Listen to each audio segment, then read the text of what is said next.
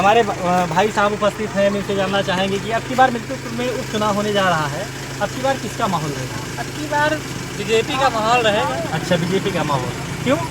क्योंकि अवधेश प्रसाद को हम लोग विधायक भी बनाए थे यहाँ से। अच्छा, फिर उसके बाद सांसद भी बना दिए। वो तो केवल झूठ बोलते हैं। अच्छा, अभी तक देख लीजिए आप, बहुत हैं अभी आप एक बुद्धि का पुरावा इधर कहीं जाएंगे चाहता है। अच्छा, वो बोलते हैं केवल हम काम करेंगे, काम करते ही नहीं है।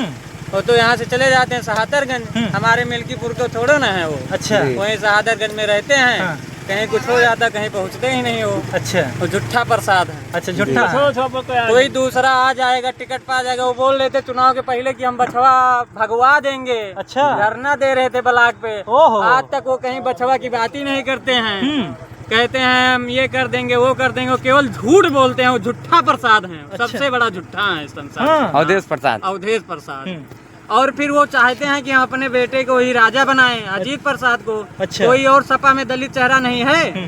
देवमणि कनौजिया जी हों या सूरज चौधरी जी हों, उनको भी तो मौका चाहिए। बिल्कुल बिल्कुल। तो यही चाहते हैं, उनके अंदर केवल परिवारवाद भरा हुआ है। अच्छा जी, मतलब कहने का मतलब अवधेश प्रसाद ये स्वयं चाहते हैं कि मतलब जितनी भी राजनीति का जो भी है सारा मेरे ही घर में हो, बस। हाँ, वो यही चाहते हैं। लेकिन ये चलने नहीं पाएगा। मिल्कीपुर विधानसभा है। अच्छा, यहाँ कोई का राज नहीं चला है। हाँ। जो अत्य किया है वो जाएगा, चाहे गोरखनाथ जी हों और चाहे क्या कहते हैं अवधेश प्रसाद जी हों, कोई भी यहाँ रुका नहीं है। बिल्कुल, बिल्कुल। जो गलत किया है उसको मिल्कीपुर की जनता नकार दी है। बिल्कुल, अब भगा के इनको फिर वही शहादरगंज में स्थापित कराएंगे।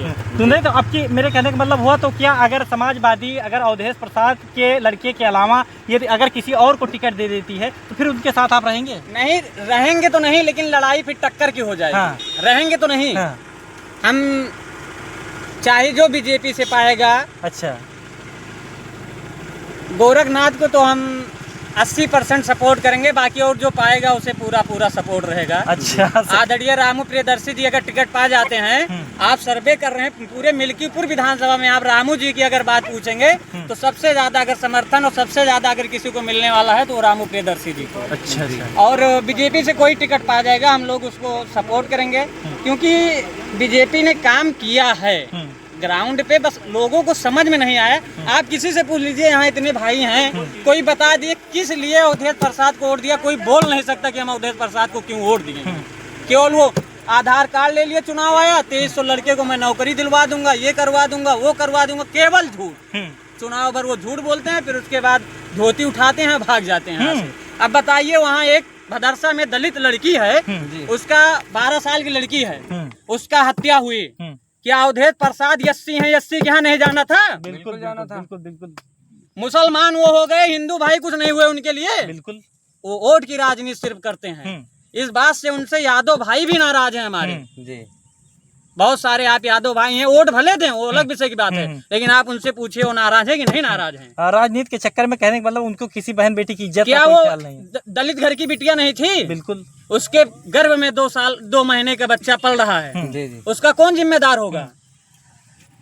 अवधेश प्रसाद को जाना था ना। बिल्कुल। वो तो नो नो नो नो कर रहे हैं, तो इंग्लिश बोलने लगे हैं सांसद बनने के बाद। ये तो डीएनए जांच जो है करवाने डीएनए की जांच तो कह रहे हैं, डीएनए जांच हो, अच्छी बात है, लेकिन डीएनए जांच हो जाए उसके बाद क्या अवधेश प्रसाद उस लड़की का क्या सपोर्ट करेंगे? उसको यहाँ जाना तो था, डीएनए जांच तो बाद में गया। वो लड़की स्वयं बयान दे रही ना।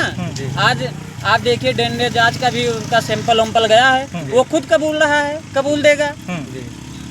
तो ये है इनकी सरकार की हाँ, लेकिन समाजवादी पार्टी के लोग तो कहते हैं कि 65 साल के हो गए मोइन चच्चा, वो ऐसा कहाँ कर सकते हैं? ठीक है, 65 साल के हो गए, यहाँ बहुत लोग बहुत कुछ कर रहे हैं। चलिए ठीक।